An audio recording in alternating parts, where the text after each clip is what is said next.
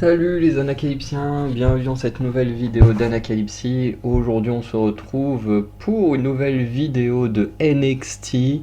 Voilà, maintenant que je suis en vacances, on va reprendre petit à petit le rythme des vidéos concernant ce petit show.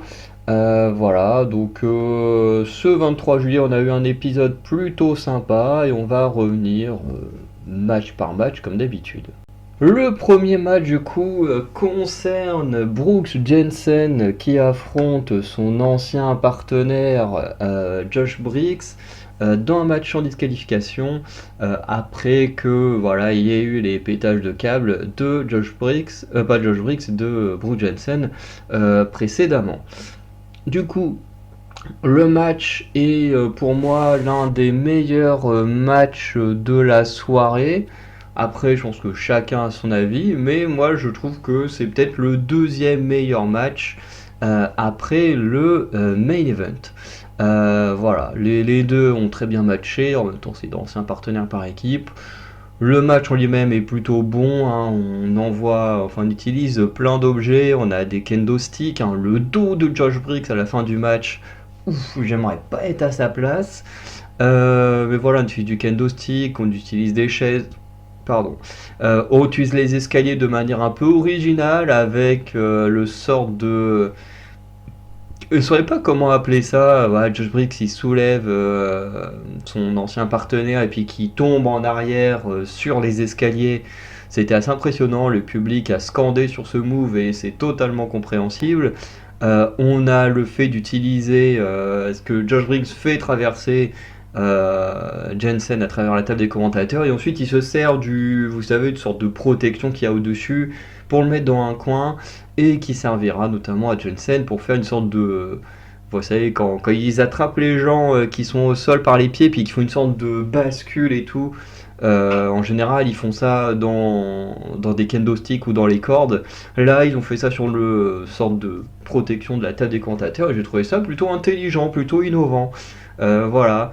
Il y a une poubelle qui a été utilisée, sauf que malheureusement ça a été utilisé pendant la pub, donc c'est bien de savoir que pendant la pub ils ont continué à se battre, mais du coup nous on a juste vu ça en mode recap avec Briggs coincé dans une poubelle et Jensen faire un dropkick dedans. C'est un peu dommage que ça a été cuté parce que vraiment le match était très très bon. Sur la fin, du coup, on a Shawn Spears qui va intervenir.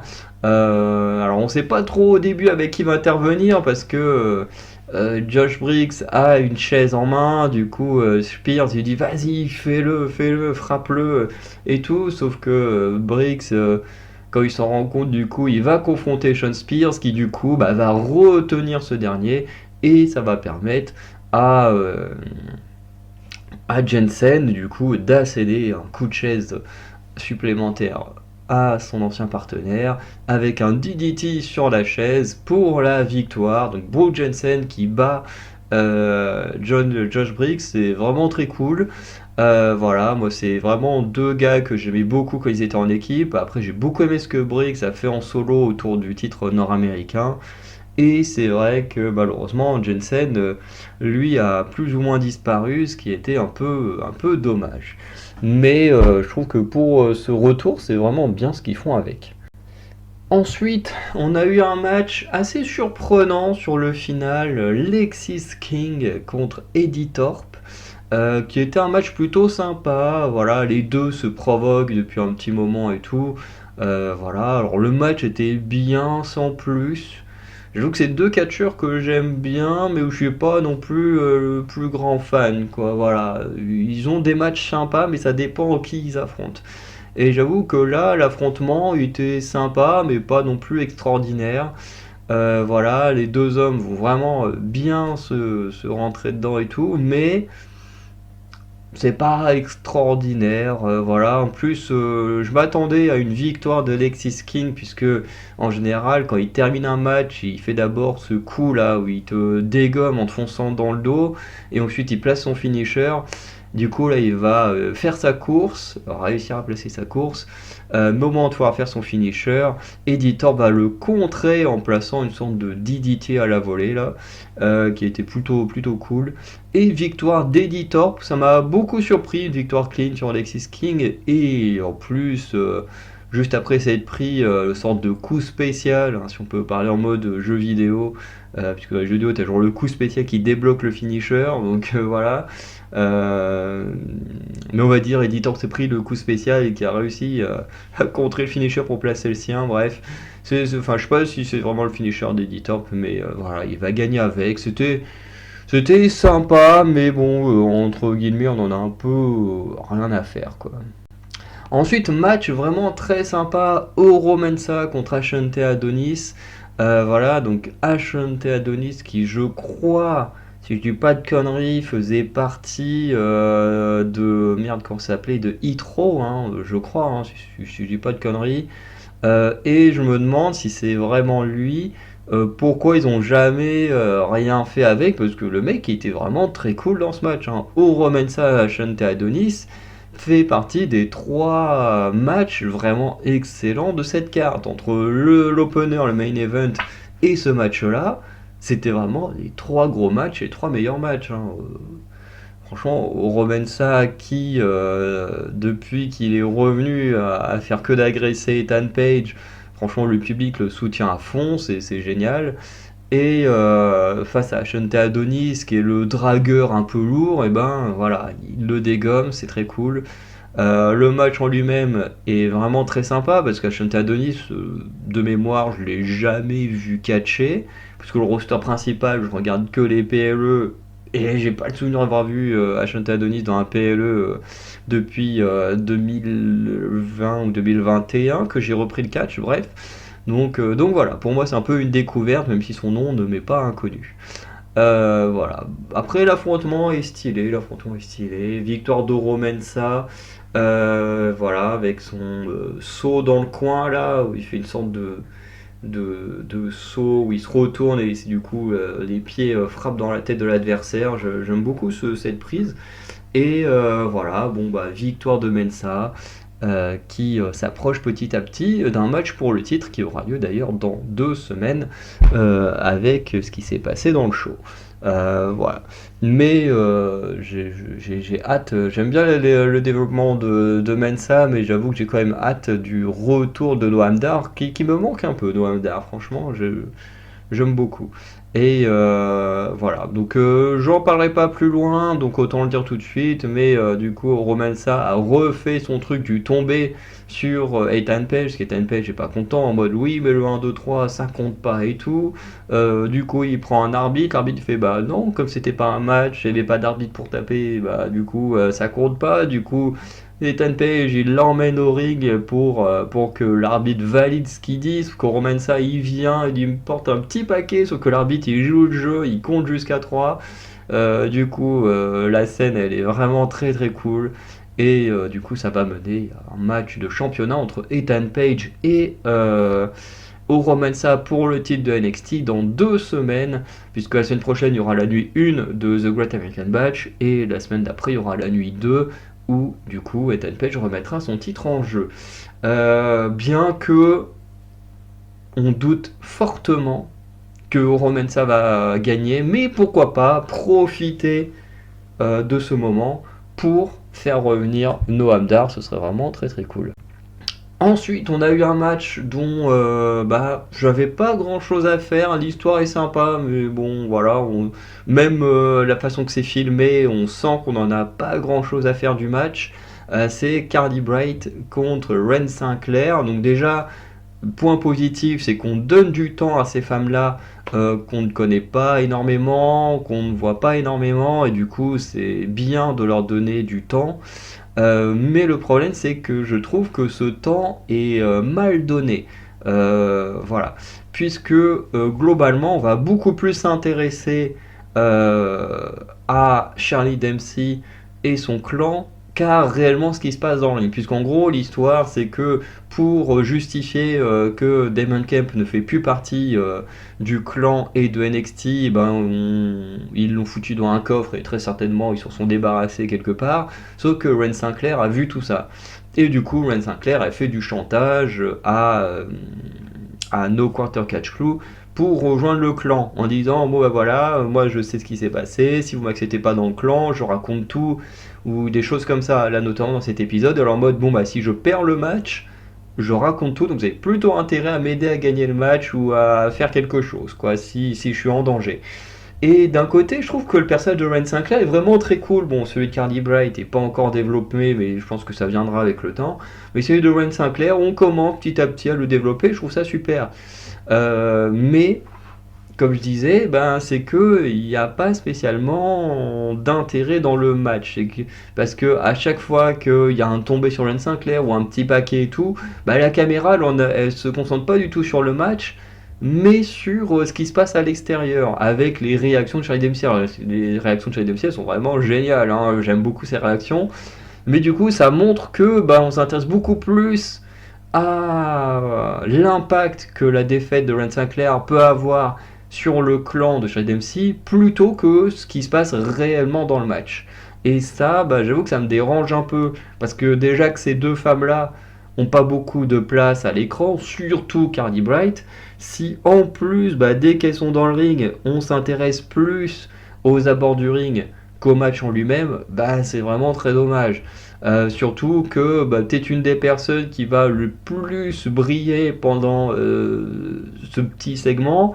C'est peut-être la meuf qui accompagne Carly Bright qui va porter une sorte de souplex à Miles Bourne, mais vraiment, genre le mec, comme si c'était une plume, hein, vraiment, elle te le prend, paf, elle te le balance, nickel. Tu dis ok, là, tu dis c'est qui cette meuf, elle a l'air super puissante, on l'a jamais vu combattre, pourquoi bref. Et voilà, c'est ce que j'ai trouvé un peu dommage. On voit aussi The Family qui se fout de la gueule au Quarter Catch Crew. T'as même Adriana Rizzo là avec des popcorn et tout. Bref, en fait, le segment est cool, mais ce que je trouve dommage, c'est qu'on s'intéresse pas à ces femmes, au catch de ces femmes qu'on ne voit pas beaucoup, mais plus à ce qui se passe aux abords du ring. Et encore une fois, je trouve ça très dommage. Ensuite, on a eu le match entre Trick Williams et Cedric Alexander. Alors, match que j'ai pas trouvé incroyable. Pourtant, Cedric Alexander, c'est pas un mauvais catcheur. Trick Williams, c'est pas un mauvais catcheur. Mais j'ai trouvé que l'association entre les deux marchait pas autant que l'association entre Roman Reigns et Ashante Adonis. Je fais le parallèle puisque Ashante Adonis et Cedric Alexander sont deux anciens catcheurs du roster principal, deux anciens catcheurs qui font partie de clans, bon, Cedric Alexander d'un clan dominant quand même, mais qui du coup viennent d'atterrir à NXT depuis 1 ou 2 semaines et qui ont l'air de très bien s'entendre, d'être traînés ensemble d'ailleurs. Pour vous l'avouer, j'avais pas reconnu Cedric Alexander. Honnêtement, hein, c'est là quand ils ont commencé à donner les noms avec les entrées et tout, je me suis dit attends, mais il a changé le gars. En changement de style, j'avais pas reconnu. Moi dans ma tête, j'avais toujours un Cedric Alexander version Hurt Business dans ma tête. Et puis comme après depuis Hurt Business, on l'a quasiment pas revu, du coup j'avais oublié un peu à quoi il ressemble. Mais c'est vrai que l'alchimie entre les deux, je l'ai pas trouvé dingue, hein. Il y a eu quand même beaucoup d'approximations. Je dis beaucoup, c'est pas non plus énorme, mais il y a quand même eu pas mal de ratés, de petits trucs qui allaient pas dans l'association. Là où par exemple Roman Reigns et Ashante Adonis vont rater qu'une seule prise, hein, où normalement je crois que c'est je sais plus si c'est Roman Reigns ou Ashante Adonis qui devait faire retomber l'autre dans les cordes. Ouais, c'est Ashante Adonis qui allait faire retomber Roman Reigns dans les cordes, un peu en mode paf, il se prend les cordes dans la poitrine ou dans la gorge et qui ont un peu loupé le truc. Mais là, avec Trick Williams et Cedric Alexander, il y a eu un peu plus de ratés, c'est un peu dommage, parce que bon, on est quand même sur l'ancien champion de NXT. Bon, Cedric Alexander, c'est quand même un bon catcheur et tout, donc c'est très dommage. En plus, ils s'affrontent juste parce que Trick Williams a un peu provoqué et manqué de respect à Cedric Alexander, donc en plus, l'intérêt du match, on s'en fiche un peu. Là où Ray Mensa, comme je disais, lui, il affronte Ashton Adonis, parce que Ashton Adonis, il draguait lourdement Lash Legend et Jakara Jackson, et du coup, il défend un peu les filles de son clan, voilà. Du coup, il y a un peu plus pas forcément d'enjeu, mais il y a quand même un peu plus de choses qui se passent. Là où ici, ben voilà, c'est juste bon, bah je t'ai manqué de respect, on s'affronte et bon, voilà, on s'en fiche un peu, surtout qu'on n'imagine pas du tout Trick Williams perdre le match en plus, donc voilà. Et d'ailleurs, Trick Williams va remporter le match avec son finisher de manière clean, donc voilà. D'ailleurs, Trick Williams, malgré qu'il avait manqué de respect à Cedric Alexander au début de match, il va quand même lui lever le bras et faire voilà, quand même, je te respecte, machin. Donc bon, c'est plutôt sympa. Et ensuite, c'est Pete Dunne qui, après euh, un petit moment backstage avec Trick Williams, c'est extrêmement court, mais voilà, agresse Trick Williams à l'exploser et on aura très certainement un match entre les deux hommes dans les semaines qui viennent. Ensuite, un match par équipe sympa, franchement c'était sympa, mais voilà. Sol Ruka et Carmen Petrovic contre Lash Legend et Jakara Jackson, on est vraiment sur une grosse soirée pour Métaphore. Match que j'ai trouvé plutôt sympa, mais pas non plus le meilleur match, voilà, hein, j'ai déjà dit, il y a trois matchs qui sont clairement à un niveau différent des autres et malheureusement bah, Sol Ruka, Carmen Petrovic, Métaphore ne fait pas partie de ces trois-là. Après, c'était plutôt bien, on a revu Jakara Jackson dans le ring, je sais plus si elle avait recatché, je me demande si elle avait pas recatché il y a quelques semaines, mais voilà, pendant longtemps avec sa blessure, on l'avait pas revu catcher, là ça fait du bien d'avoir un peu catché, même si c'est pas la meilleure catcheuse, bah, c'est quand même très cool de la revoir dans le ring et pas juste se promener aux abords du ring et accompagner les autres quoi. Lash Legend, c'est vraiment très cool. Franchement, j'ai bien aimé ce qu'elle a fait dans le ring. Bon, elle a beaucoup pris cher quand même, mais je trouve qu'elle a bien vendu les prises et tout. C'était vraiment pas mal. Et Sol Ruka, Carmen Petrovic, moi, c'est deux catcheuses que j'aime énormément et qui ont vraiment fait le taf hein, avec ce qu'elles font habituellement. Mais malheureusement pour elle, Métaphore va l'emporter, notamment avec ce que j'imagine être le finisher de Lash Legend, qui, parce que c'est peut-être le plus intéressant, qui va provoquer très clairement les championnes par équipe de la WWE. Très clairement, voilà, Lash Legend et Jakara Jackson sont en mode voilà, on vient de buter sur le Karen Petrovic, donc maintenant, Alba Ferra et la donne, on veut vos titres par équipe. Et elle lui dit, what? Ok, mais en même temps, je pense que ça donnera un match très intéressant. Surtout qu'avec Lash Legend et Jakara Jackson, on est un peu dans une configuration assez proche de Jade Cargill, Bianca Belair, euh, qui ont perdu les titres par équipe que possèdent maintenant Alba et Ayla. Donc ça peut être assez intéressant de voir comment ça va donner, même si on est, je pense, quasiment tous d'accord que Métaphore ne gagnera pas les titres du roster principal, mais je trouve que ça fait quand même une belle affiche avec Alba Fire et Eladon que personnellement j'aime énormément également. Et le main event, hein, qui est clairement un des meilleurs moments du show, c'est les Rascals, donc la team avec Wesley et les deux mecs de la TNA, hein, je suis désolé, je ne connais pas du tout leur nom, contre Jivon Evans et les champions par équipe, Axiom et Nathan Fraser. Et le match était vraiment très très bon. Euh, je crois qu'il n'y a pas grand chose à dire dessus, hein. C'était vraiment excellent. Il y a eu très peu de choses à reprocher. Moi, il y a toujours une chose que j'ai envie de reprocher à Nathan Fraser, mais c'est vraiment personnel, hein. C'est pas vraiment sur des ratés ou des choses comme ça, mais j'ai vraiment du mal avec son personnage. Vraiment, j'aime pas du tout. J'aime pas du tout aussi le fait qu'il veuille toujours aller très très très très très vite, mais que ça sert à rien en fait, parce qu'il n'y a pas d'impact. Genre comme là, par exemple, à un moment donné, il court très très vite dans les cordes, mais juste pour faire un drop kick. Sauf que bah en fait, une fois qu'il part dans les airs, bah la vitesse, elle est plus ou moins aspirée par le saut quoi.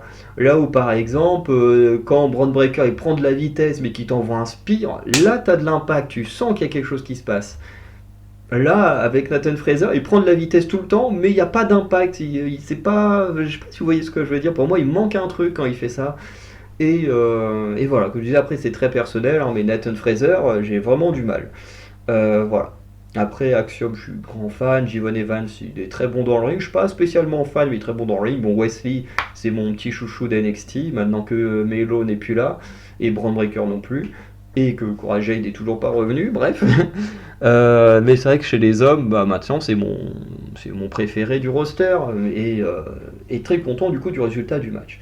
Parce que ça va partir dans tous les sens, ça va être génial. En plus, c'est difficile de déterminer un gagnant dans un match comme ça, où d'un côté, tu as les champions par équipe, de l'autre côté, tu as quand même Wesley qui est quand même méga populaire.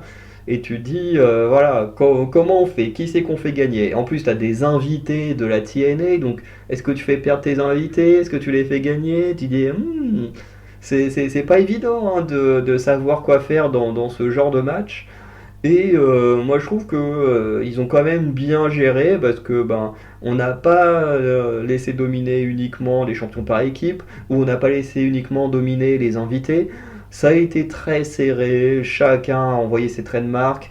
Je pense que les mecs de la TNA également, même si je les connais pas énormément, mais je trouve qu'ils ont été excellents.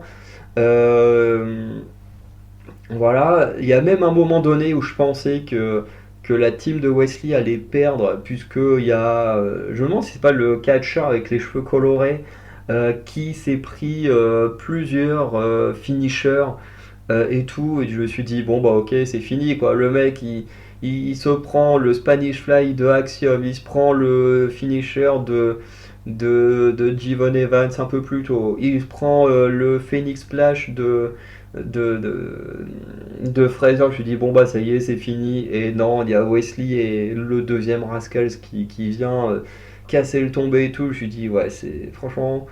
Il y a eu du lourd, puis même le finish est vraiment très cool parce que le finish en gros, il y a Wesley qui est un peu en suspension, Axiom qui se prend un stomp de la troisième corde, un peu comme le coup de grâce par un des Rascals, et ensuite le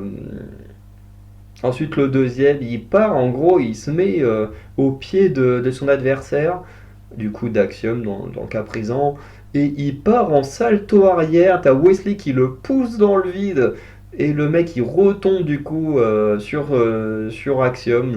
J'adore ce truc, c'est génial. En plus la précision elle est incroyable. Et ensuite Wesley il part faire un saut à l'extérieur sur les autres, hein. Il y en a eu plein de sortes de dive à l'extérieur. Bref, et du coup victoire hein, du coup du mec aux cheveux colorés sur Axiom, incroyable. À la fin, en plus, tout le monde se respecte, tout le monde voilà, se fait une petite accolade et tout. Gros respect entre 6 face, incroyable. Voilà, et ça donne envie de connaître les mecs qui traînent avec Wesley parce que vraiment, ça fait 2 matchs que je les vois, 2 matchs où ils sont vraiment excellents. Et d'ailleurs, celui-ci était mieux que quand ils ont affronté Gallus.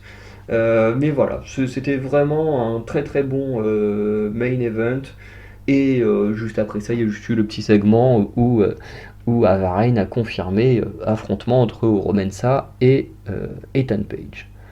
Bref, avant de conclure comme d'habitude, hein, on fait les previews. Donc en preview pour la nuit 1 de The Great American Bash mardi prochain, on aura Roxanne Perez contre Thea Hale pour le titre de NXT. On a eu une petite interview de Thea Hale, j'avoue que j'ai pas trop suivi. Thea Hale, j'arrive pas du tout à être dans la hype, hein, j'en ai rien à faire. Et de toute façon, je pense pas que Roxanne Perez perdra la ceinture contre une de Thea Hale. Par contre, The Great American Bash étant une sorte de show thématique et tout, un peu censé être un peu plus gros qu'un NXT classique, ce serait cool de soit faire débuter je crois que c'est Stephanie Baker, là, un truc comme ça, qui a signé et tout, dont d'ailleurs on a c'était Lola Vice, Carmen Petrovic et Sol Ruka qui regardaient des vidéos justement du match en live event de cette meuf là. Donc c'est que la meuf va bientôt arriver à NXT. Après, est-ce qu'elle va aller sur Kelly Jordan? Est-ce qu'elle va aller sur Roxanne Perez? On verra. Il y a aussi les rumeurs de Giulia, de Stardom, si je dis pas de conneries, qui, voilà, avec cette petite période où la WWE va être au Japon, est-ce que ça va être le moment de la faire venir ou pas? Enfin bref, voilà, retour de Cora Jade ou pas, hein, ce serait cool. Moi, je kiffe Cora Jade, donc ce serait bien qu'il fasse son retour. Euh, En plus, avec toute l'histoire qu'il y a entre Roxanne Perez et Cora Jade, ça pourrait être très très cool de faire un run autour d'un titre entre les deux meufs. Ce serait vraiment très très cool. Bref, on aura Tony D'Angelo contre Tavion Hate pour la World Cup de NXT. On aura également du coup Alba Fire et Ayla Dawn contre du coup Métaphore pour les titres par équipe de la WWE. Donc voilà, en sachant que la semaine 2, on aura Ethan Page contre Romansa. Et très certainement que les titres nord-américains, donc celui de Kelly Jordan et celui de d'Oba Femi seront peut-être défendus. Je dis bien peut-être, hein, parce qu'on n'a pas vu Oba Femi du show. Et Kelly Jordan, je sais plus si on l'a vu ou pas. Soit on l'a vu vite fait, soit on l'a pas vu, mais voilà. Donc peut-être qu'ils apparaîtront la semaine prochaine pour teaser un petit match de championnat, un peu d'exhibition avant des plus gros shows où ils pourraient perdre leur ceinture, mais voilà. Donc dans la globalité, le show d'aujourd'hui, enfin de mardi, c'était un très bon show. En plus, en termes de rythme, c'était plutôt pas mal. Opener excellent. Après, on a eu des choses un peu moins intéressantes. Vers le milieu de show, on a ce Oromensa Adonis qui est excellent. Après, pareil, on a un petit ventre creux avec des choses sympas sans plus. Et on termine sur un très gros truc. Donc vraiment très très satisfait de ce qui s'est passé. Et voilà, ce qui va se passer la semaine prochaine, The Great American Batch, me plaît beaucoup, j'ai très hâte de voir ça. Du coup, bah voilà, je vous souhaite une bonne journée, une bonne soirée. Dites-moi ce que vous avez pensé de ce show de NXT. Et on se dit à très très bientôt pour de nouvelles vidéos.